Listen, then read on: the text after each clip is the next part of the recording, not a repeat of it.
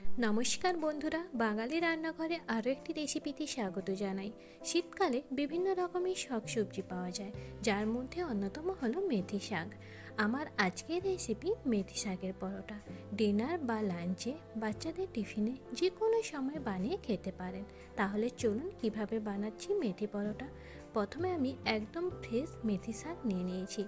এখন বাজারে অনেক মেথি শাক পাওয়া যায়, তবে আমি যে মেথি শাক নিয়েছি এটি আমাদের বাড়িতে লাগানো মেথি শাক, একদম টাটকা মেথি শাক।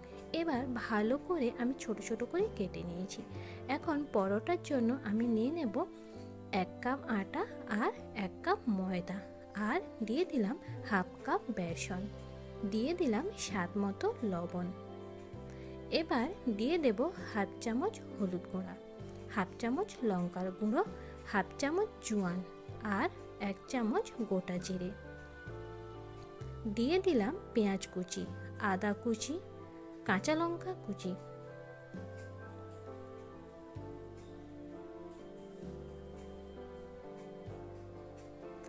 আর দিয়ে দিলাম কুচানো মেথি শাক। এবার অল্প অল্প জল দিয়ে ডো বানিয়ে নিতে হবে।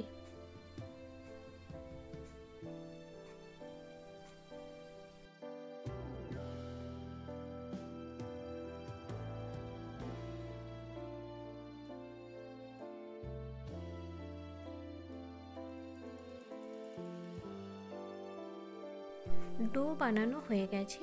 এবার হাতের তালুতে অল্প একটু তেল মেখে নেব। এবার ছোট ছোট লেচি কেটে নেব।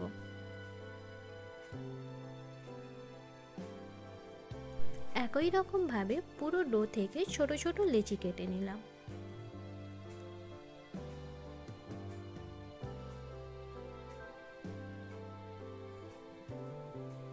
আমার সব লেচিগুলো রেডি হয়ে গেছে। এবার এই লেচিগুলো পরোটার সাইজে বেলে নেব। এর জন্য আমি প্রথমে শুকনো ময়দা ছড়িয়ে দিলাম। এবার একটা লেচি বেলে নেব।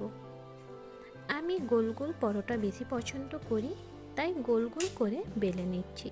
আপনারা চাইলে ত্রিকোণভাবেও বেলতে পারেন।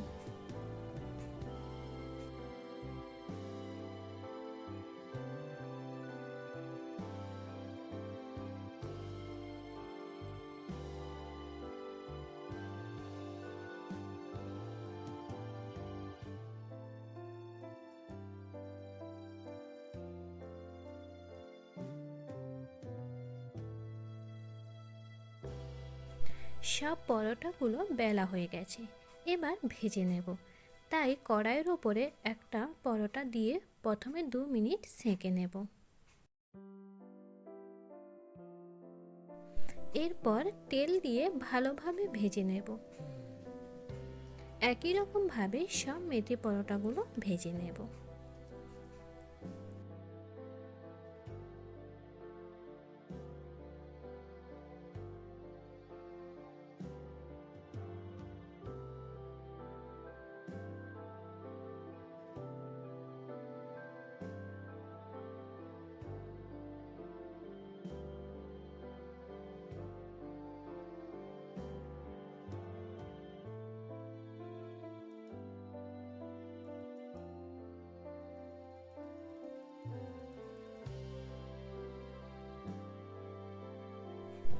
সব মেথি পরোটা আমার রেডি হয়ে গেছে।